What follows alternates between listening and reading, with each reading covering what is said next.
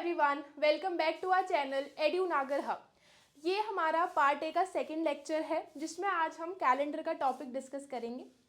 First lecture में हमने syllabus discuss किया था, उसके बाद एक टॉपिक था, हमने क्लॉक का टॉपिक डिस्कस किया, उसके बेसिक कॉन्सेप्ट्स किए और उसके बाद प्रीवियस ईयर क्वेश्चन सॉल्व किए।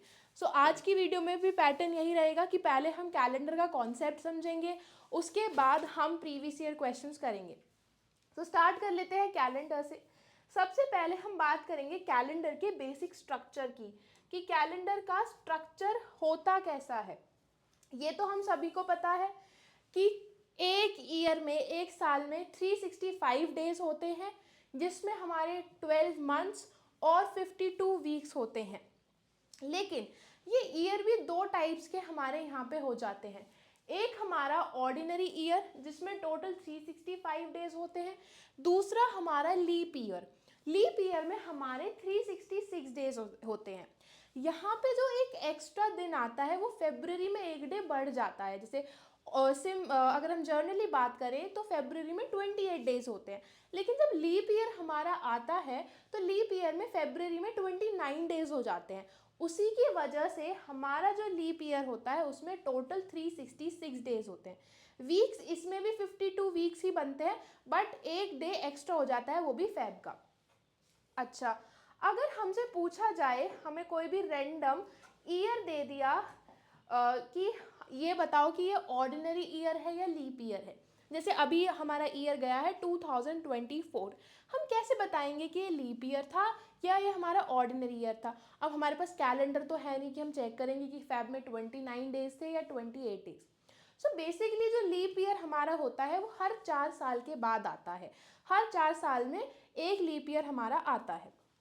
तो जब भी हमें कोई भी रैंडम ईयर हमसे पूछा हो कि ये ऑर्डिनरी ईयर है या ये लीप ईयर है, तो हम उसे 4 से डिवाइड करके देखेंगे। अगर वो 4 से कंप्लीटली डिवाइड हो जाता है, इसका मतलब वो लीप ईयर है। जैसे कि अभी हम बात कर रहे थे 2024 की, अभी जो ईयर गया है 2024, अगर हम इसे देखें तो इसे 4 से डिवाइड करके देखते हैं। 4 5 ज़ा 20, 2 उतार लिया, 0, फिर 4 हमने लिया, 4 6 ज़ा 24। तो ये हमारा कंप्लीटली डिविजिबल है 4 से। इसका मतलब अभी जो हमारा ईयर गया है 2024, वो एक लीप ईयर था, उसमें फेब में 29 डेज थे। अब बाकी एग्जाम्पल्स हो गए, जैसे कि 1996, ये भी एक लीप ईयर है क्योंकि ये 4 से कम्प्लीटली डिवाइड हो जाता है।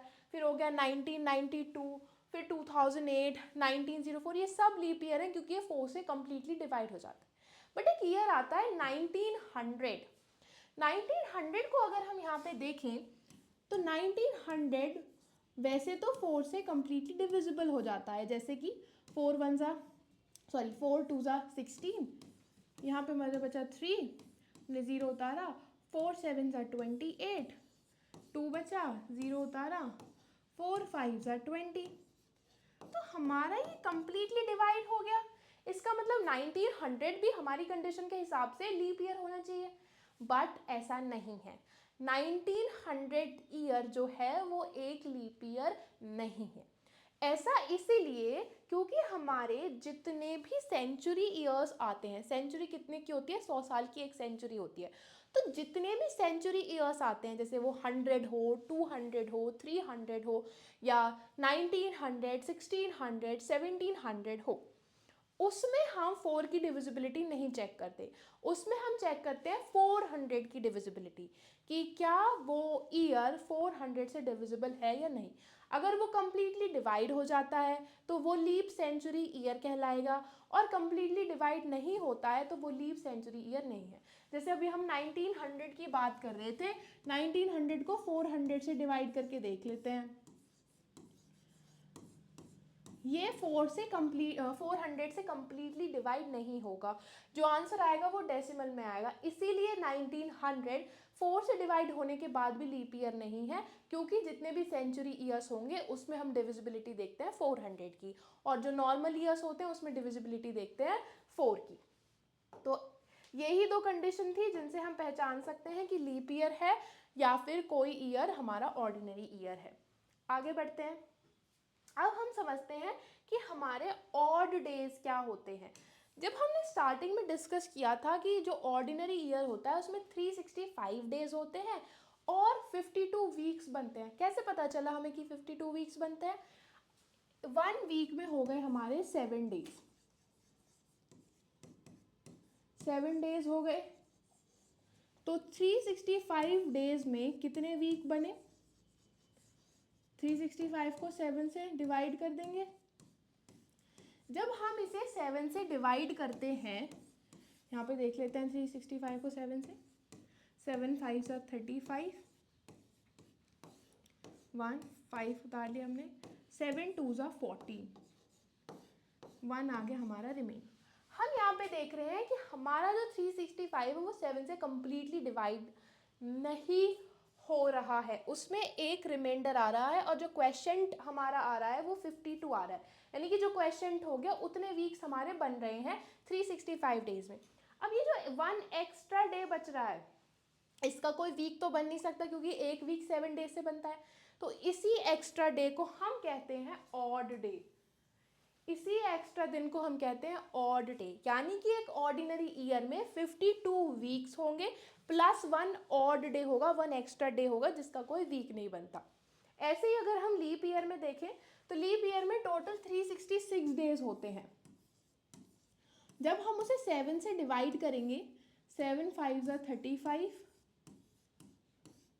1 7 2 ज़ा 14, 2 रिमाइंडर बचा, यानी कि 52 वीक्स हमारे बन गए, लेकिन 2 दिन एक्स्ट्रा आ रहे हैं। तो यही जो 2 दिन एक्स्ट्रा आ रहे हैं जिनका कोई वीक नहीं बन पा रहा, उसी को हम कहेंगे ऑड डे। यानी कि जो ऑर्डिनरी ईयर हमारा आता है उसमें 1 ऑड डे आता है और जो लीप ईयर हमारा आता है उसमें 2 ऑड डेज आते हैं, 2 एक्स्ट्रा डेज आते हैं। होप ये ऑड डे का कॉन्सेप्ट समझ आया हो कि हम जो भी एक्स्ट्रा डेज हमारे बचते हैं वीक्स बनने के बाद वही हमारे ऑड डेज होते हैं। अब देख लेते हैं कि मंथ्स में जनवरी, फरवरी, मार्च, इनमें कितने ऑड डेज हमारे होते हैं। जैसे कि जनवरी में टोटल कितने डेज होते हैं? 31 डेज जनवरी में टोटल होते हैं।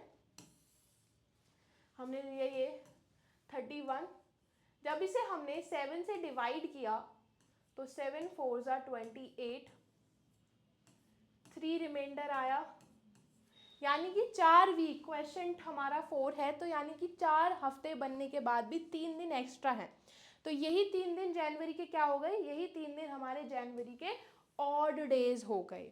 ऐसे ही फेब की बात करें तो फेब में ऑर्डिनरी ईयर जो होता है उसमें 28 डेज होते हैं। जब हम इसे 7 से डिवाइड करेंगे, 7 4 ज़ा 28, तो ये तो कम्प्लीटली डिवाइड हो जाएगा, 4 हफ्ते बन जाएंगे, एक भी ऑड डे नहीं आ रहा, एक भी एक्स्ट्रा दिन नहीं आ रहा। तो फेब में ऑर्डिनरी ईयर में हमारे जो नंबर ऑफ ऑड डेज होते हैं वो होते हैं 0। वहीं पे जब हमारा लीप ईयर हो जाता है तो वहाँ पे एक दिन एक्स्ट्रा होने की वजह से फेब में 29 डेज हो जाते हैं। तो जब हमने इसे 7 से डिवाइड किया, 7 4 ज़ा 28, एक दिन एक्स्ट्रा बच गया 4 हफ्ते बनने के बाद भी। तो लीप ईयर में फरवरी में ऑड डे कितने हो गए? 1, क्योंकि 1 एक्स्ट्रा डे बच रहा है। ये हो गए फरवरी में ऑड डेज।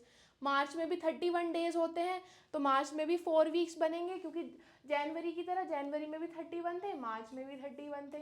4 वीक्स बनने के बाद जनवरी की तरह इसमें भी 3 एक्स्ट्रा डे बचेंगे, इसीलिए मार्च के भी जो नंबर ऑफ ऑड डेज हो गए वो हो गए हमारे 3। अप्रैल में 30 डेज होते हैं। अगर जब हम इसे डिवाइड करेंगे 7 से, 7 4 ज़ा 28, तो 2 दिन एक्स्ट्रा बचेंगे, तो 4 हफ्ते बनने के बाद 2 दिन एक्स्ट्रा बचे, तो अप्रैल के ऑड डेज कितने हो गए हमारे? अप्रैल के 2 ऑड डेज हो गए, 2 एक्स्ट्रा डेज हो गए।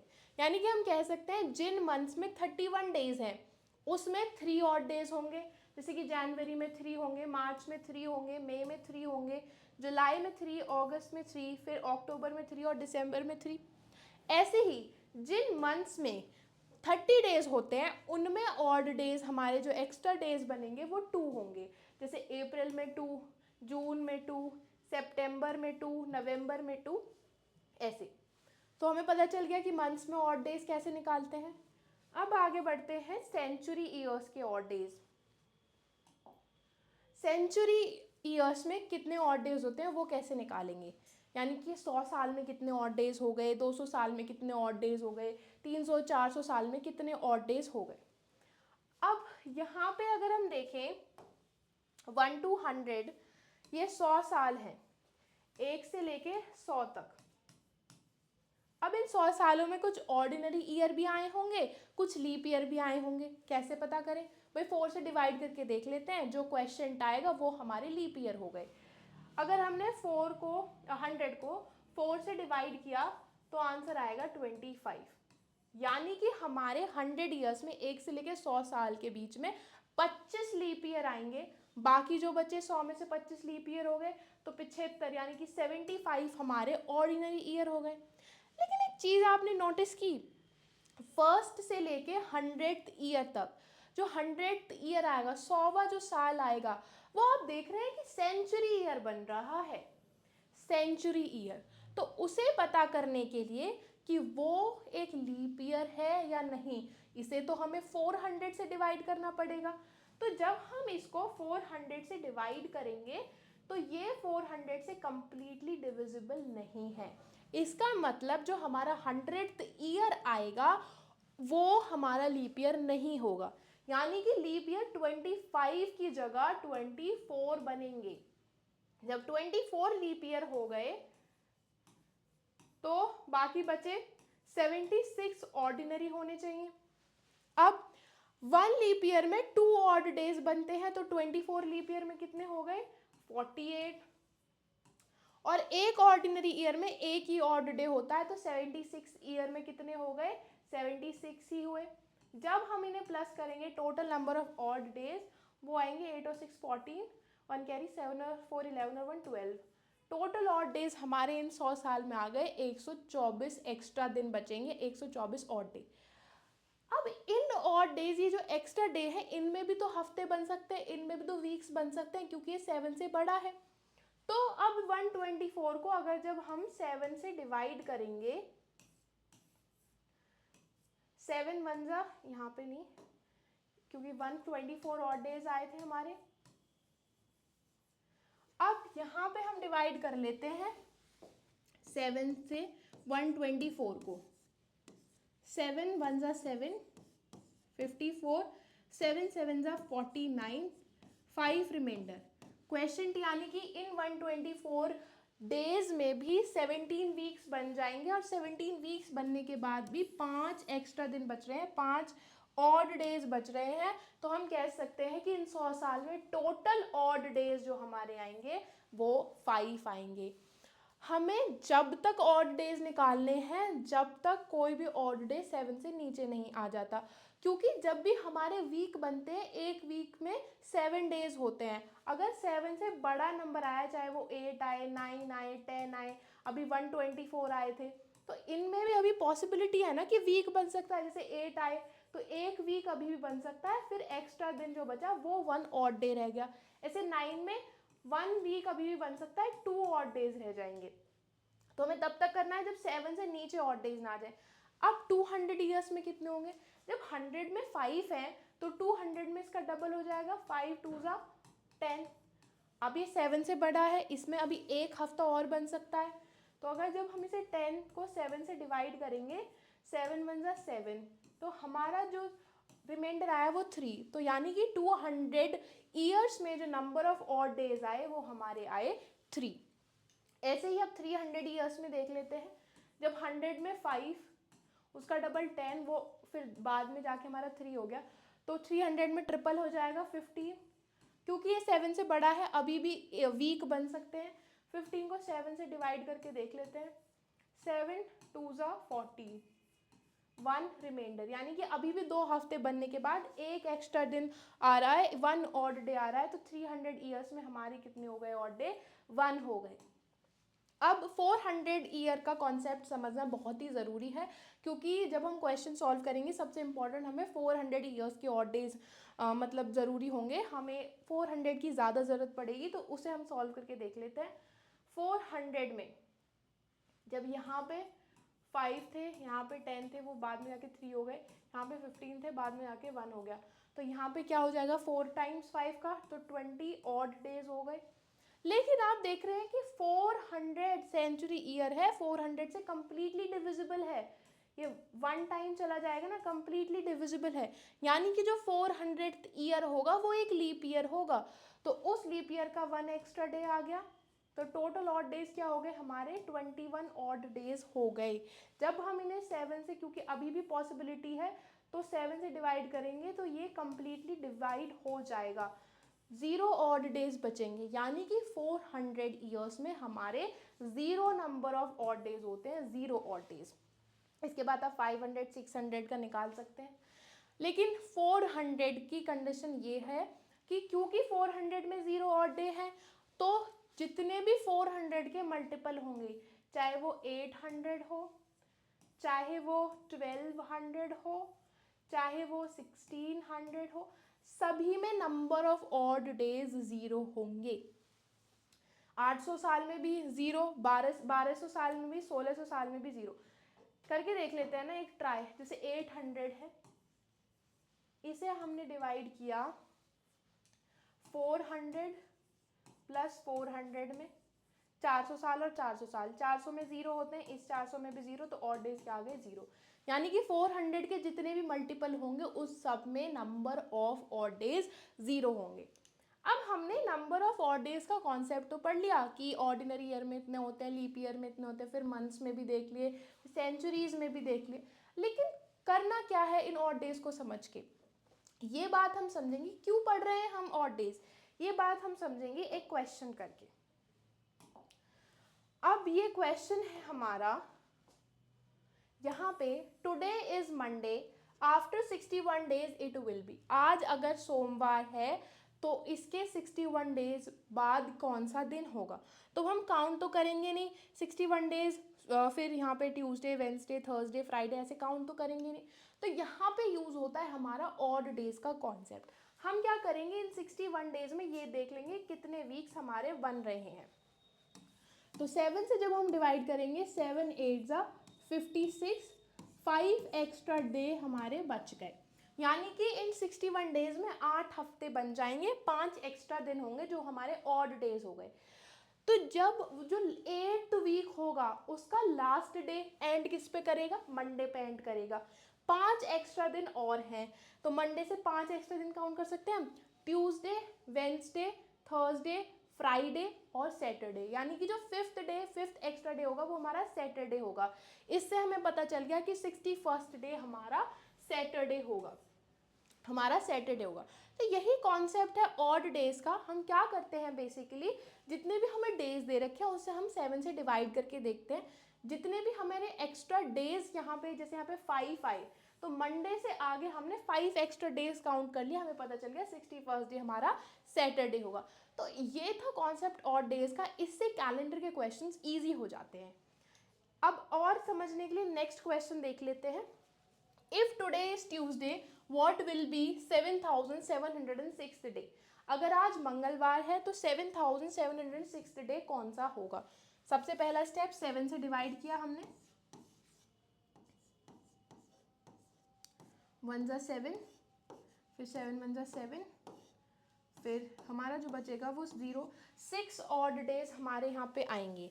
अब ट्यूसडे के बाद 6 एक्स्ट्रा दिन हम काउंट कर लेते हैं, Wednesday, Thursday, Friday, Saturday, Sunday, Monday, यानी कि जो 7706 डे होगा वो हमारा मंडे होगा, क्योंकि जब यहाँ पे 110 वीक्स हमारे बनेंगे तो उसका लास्ट डे ट्यूसडे पे ही एंड करेगा, उसके आगे हमारे 6 दिन और एक्स्ट्रा आ रहे हैं, तो हमने काउंट कर लिया ट्यूसडे से, Wednesday, Thursday, Friday, Saturday, Sunday, Monday, तो हमें पता चल गया 7706 डे मंडे होगा।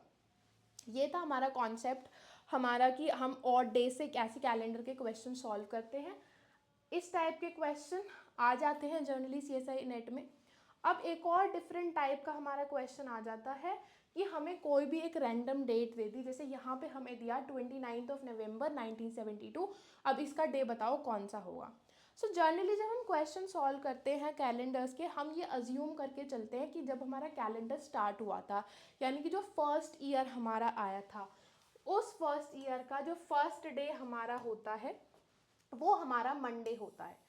उस फर्स्ट ईयर का फर्स्ट डे हमारा मंडे, सेकंड डे हमारा ट्यूसडे हो जाएगा, फिर थर्ड डे हमारा वेंसडे हो जाएगा, फोर्थ डे हमारा थर्सडे हो जाएगा, फिफ्थ डे हमारा फ्राइडे, सिक्स्थ डे हमारा सैटरडे और सेवेंथ डे हमारा हो जाएगा संडे। जर्नली बच्चे यहाँ पे क्या गड़बड़ करते हैं, वो संडे से वीक को स्टार्ट कर देते हैं, लेकिन नहीं, वीक हमारा मंडे से स्टार्ट होता है। अब क्वेश्चन में हमें बोला है कि हमें 29 नवंबर 1972 निकालना है कि इस दिन कौन सा डे होगा। सो बेसिकली हमें नहीं पता, हमें कोई डे गिवन नहीं है जिस डे से हमें निकालना है, तो हम स्टार्टिंग से फर्स्ट ईयर से सारे ऑड डेज निकालेंगे। अब भाई फर्स्ट डे से कैसे निकाल सकते हैं, इसमें तो 1972 ईयर्स बन रहे हैं, तो हम इसे सॉल्व करने के लिए इजी तरीका कर लेते हैं। जो ये 1972 हमें दे रखा है, इसे हम डिवाइड कर लेते हैं। इसे हम ऐसे लिख सकते हैं 1600 प्लस 300 प्लस 72, ये हम लिखने के लिए ले रहे हैं। लेकिन हम जब यहाँ पे क्वेश्चन सॉल्व करते हैं, हम वो डेज लिखते हैं, वो चीज़ें लिखते हैं जो ईयर हो चुके हैं, यानी कि 1600 साल हो चुके हैं, 300 साल हो चुके हैं, लेकिन 72 ईयर कंप्लीट नहीं हुआ है। 72 में हमें 29 नवंबर निकालना है, पूरा कंप्लीट नहीं हुआ है, दिसंबर तक 29 नवंबर निकालना है। इसीलिए यहाँ पे हम 72 ना लेके पहले 1971 तक निकालेंगे, क्योंकि 1971 तक कंप्लीट हो गया। तो हमारे ये हो गया 1600 ईयर्स प्लस 300 ईयर्स प्लस 71, तो ये टोटल कितना हो जाएगा 1971 ईयर्स। अब हमने पढ़ा था कि 400 के जितने भी मल्टीपल होंगे सेंचुरी ईयर्स में, उनमें नंबर ऑफ ऑड डेज 0 होंगे, तो इसका ऑड डे क्या हो गया 0। 300 में ऑड डे 1 होता है, तो 1।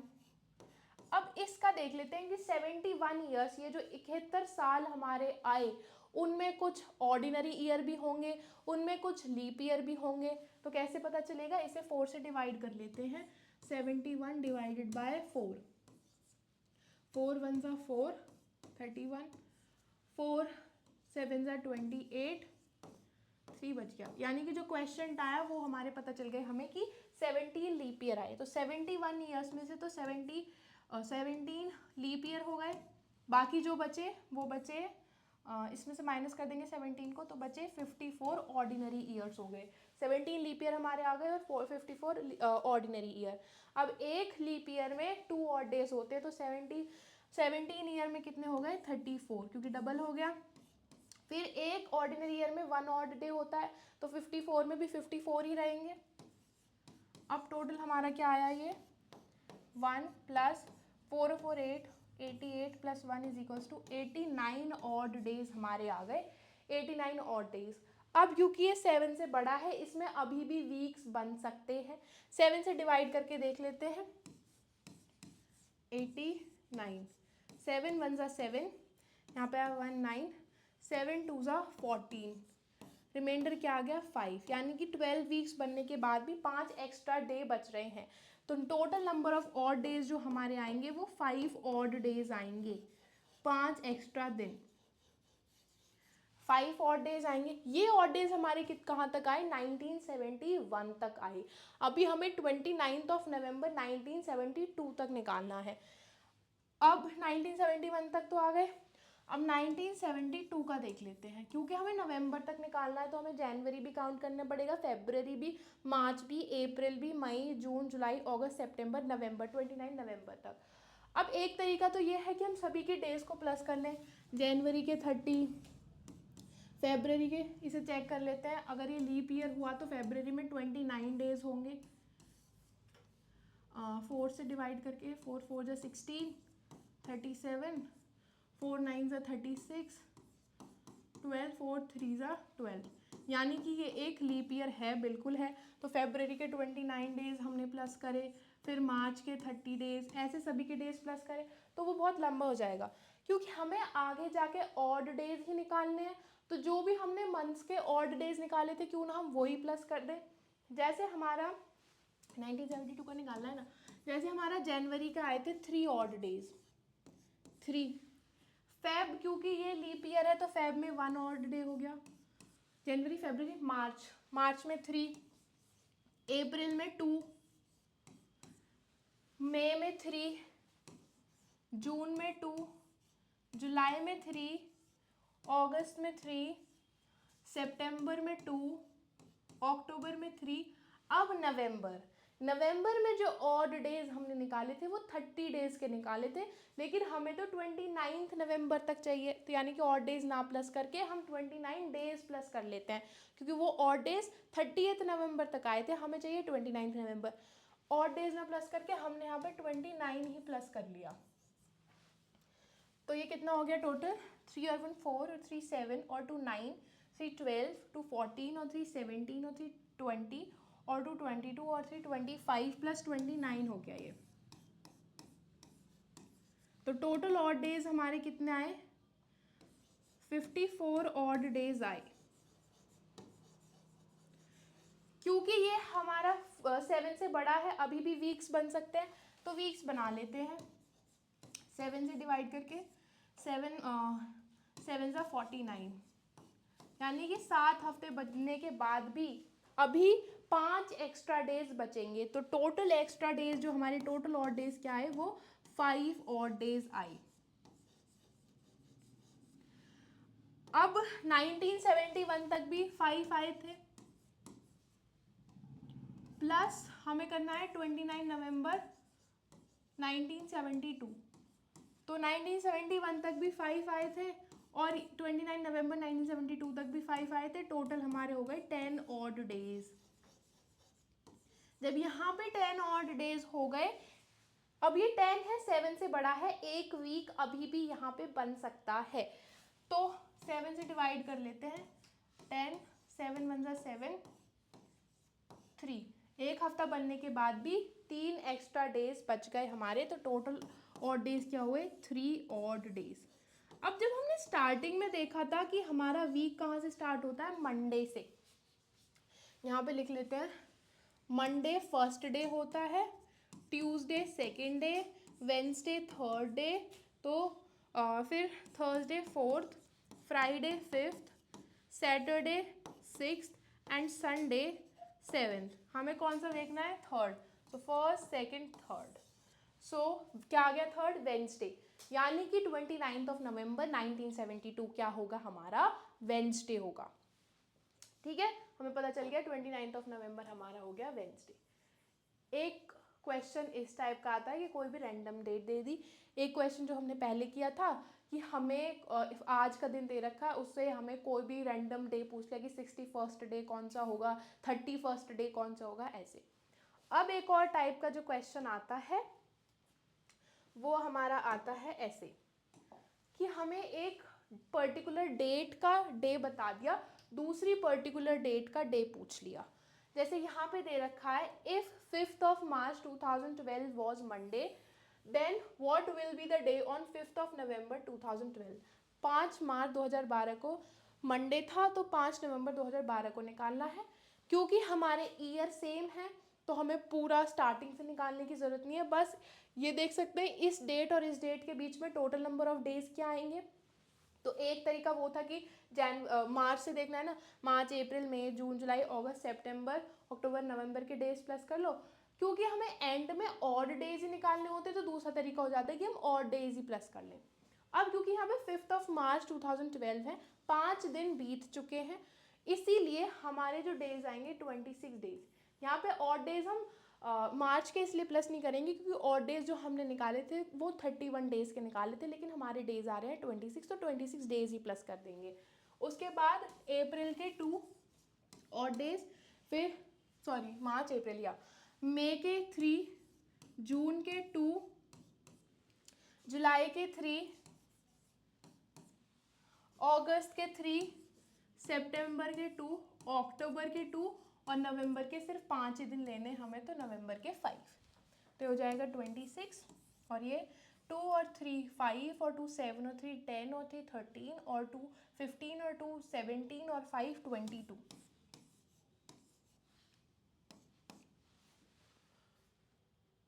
31 में से 5 माइनस किया 26, 2 3 5 और 2 7 और 3 10 और 3 13 और 2 15 और 2 17, 17 और 5 22। यहाँ पे हमने कोई से ईयर मंथ का गलत लिया है क्या? मार्च, अप्रैल, मई, जून, जुलाई, अगस्त, सितंबर। अच्छा, अक्टूबर में 3 होते हैं, अक्टूबर में 3, तो ये हो जाएगा 23। तो टोटल ऑड डेज हमारे जो आएंगे 6 और 3 9, 49 ऑड डेज आएंगे। क्योंकि ये 7 से बड़ा है तो वीक्स अभी भी बन सकते हैं, तो 7 से डिवाइड करके देख लेते हैं। 7 7 ज़ा 49, यानी कि एक भी दिन एक्स्ट्रा नहीं आ रहा, 7 के 7 हफ्ते बन रहे हैं, 0 ऑड डेज आ रहे हैं। जब एक नंबर कोई भी एक ऑड डे भी आता था तो जो डे गिवन है उससे हम आगे काउंट करते थे। अगर 1 ऑड डे आता तो मंडे से आगे ट्यूसडे हो जाता। क्योंकि एक भी ऑड डे नहीं है तो 5 नवंबर 2012 को भी मंडे ही होगा, क्योंकि आगे काउंट करने की ज़रूरत ही नहीं है ना। तो 5 नवंबर 2012 को मंडे ही होगा। इसी तरह के क्वेश्चंस आते हैं, बस ज़रूरत है तो सबसे पहला स्टेप कैलेंडर के क्वेश्चन में क्या होता है कि हमें ऑड डेज निकालने हैं। अगर ऑड डेज का कॉन्सेप्ट आपको समझ आ गया तो आप कैलेंडर के क्वेश्चन आसानी से कर सकते हैं। अब हम देख लेते हैं अपने प्रीवियस ईयर क्वेश्चंस कि CSI या नेट में किस टाइप के क्वेश्चंस आए हैं पहले। सो फर्स्ट क्वेश्चन है, ये दिसंबर 2013 में आया था।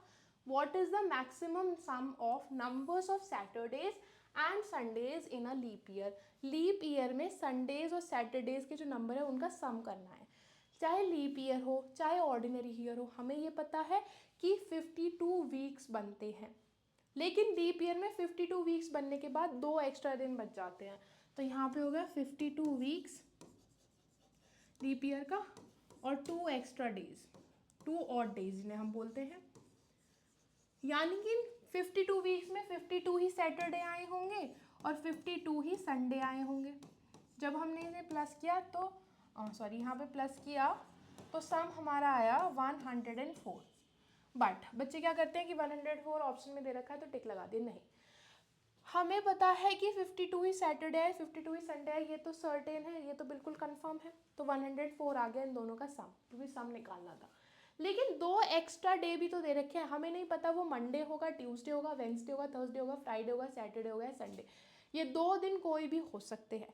लेकिन पॉसिबिलिटी ये भी है ना कि ये 2 दिन सैटरडे और संडे भी हों, पॉसिबिलिटी है।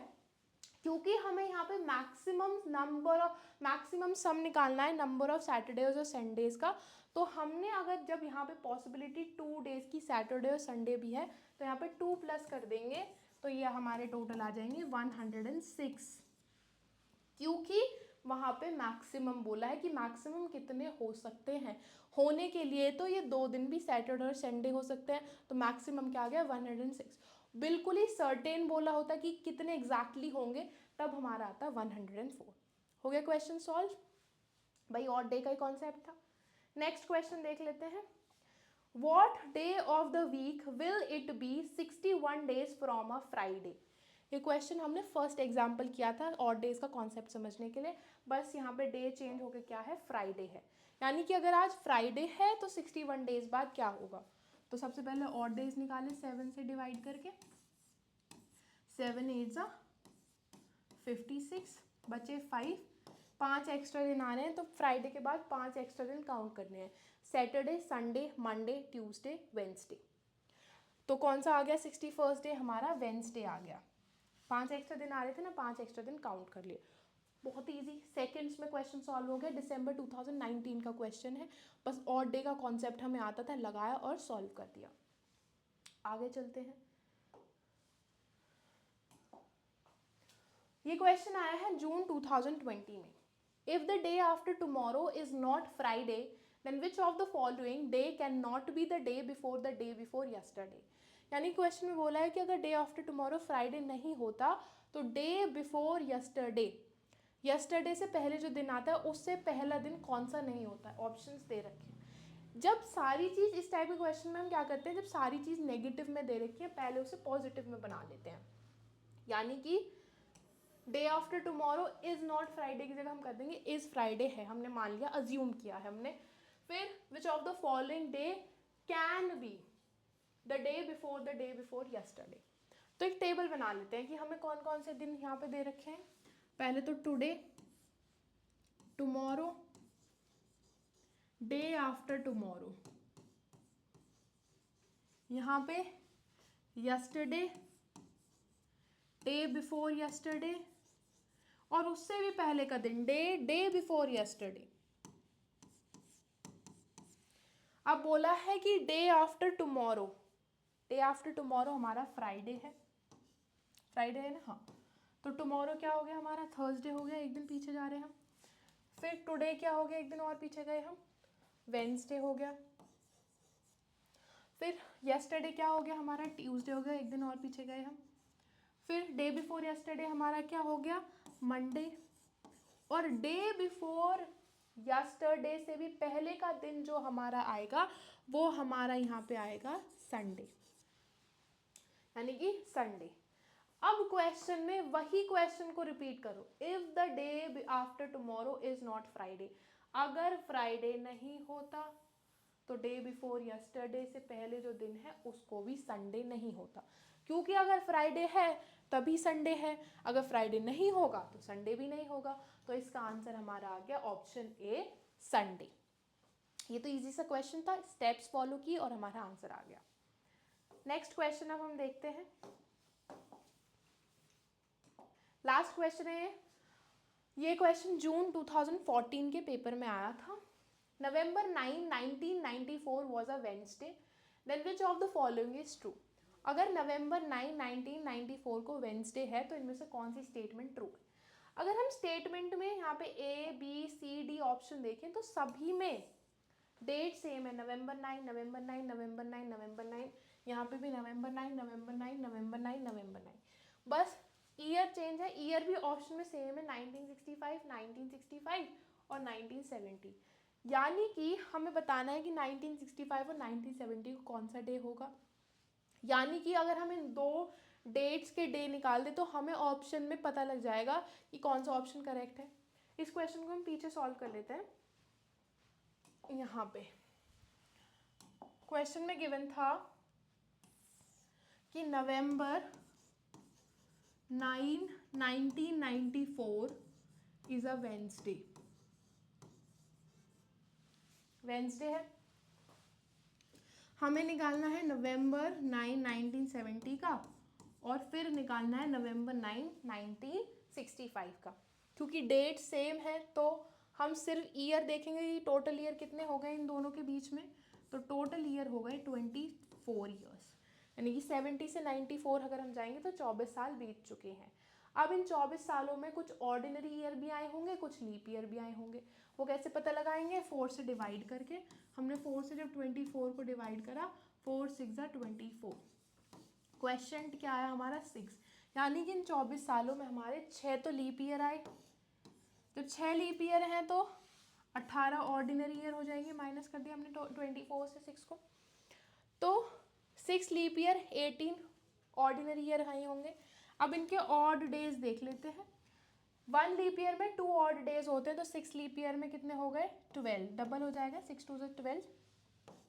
1 ऑर्डिनरी ईयर में 1 ऑड डे हमने निकाला था तो 18 में कितने हो गए, 18 ही रहेंगे।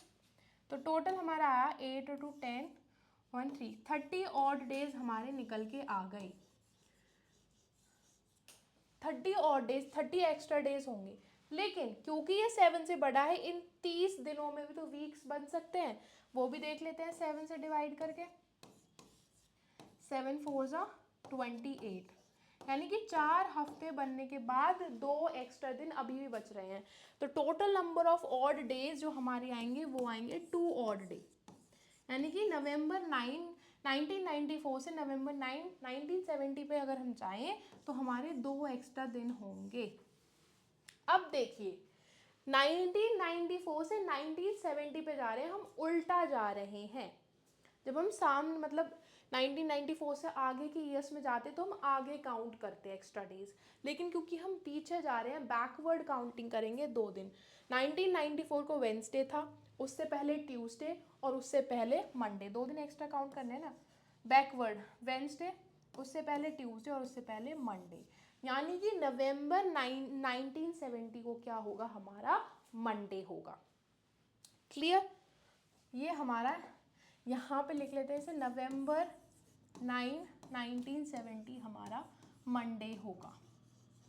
अब 1970 का हमारा आ गया नवंबर 9 1965 का निकालना है, क्योंकि हमें 1994 का गिवन था, उससे हम 1965 का निकालते तो वो ईयर्स बहुत ज़्यादा हो जाते। यहाँ पे हमें दिख रहा है 5 साल का ही अंतर है, तो ये हमारे 5 ईयर्स हैं।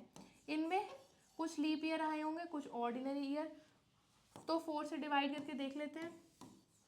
4 1 जा 4, यानी कि जो क्वेश्चन है वो हमारे लीप ईयर है कि इन 5 सालों में एक लीप ईयर आया होगा और 4 हमारे ऑर्डिनरी ईयर आए होंगे।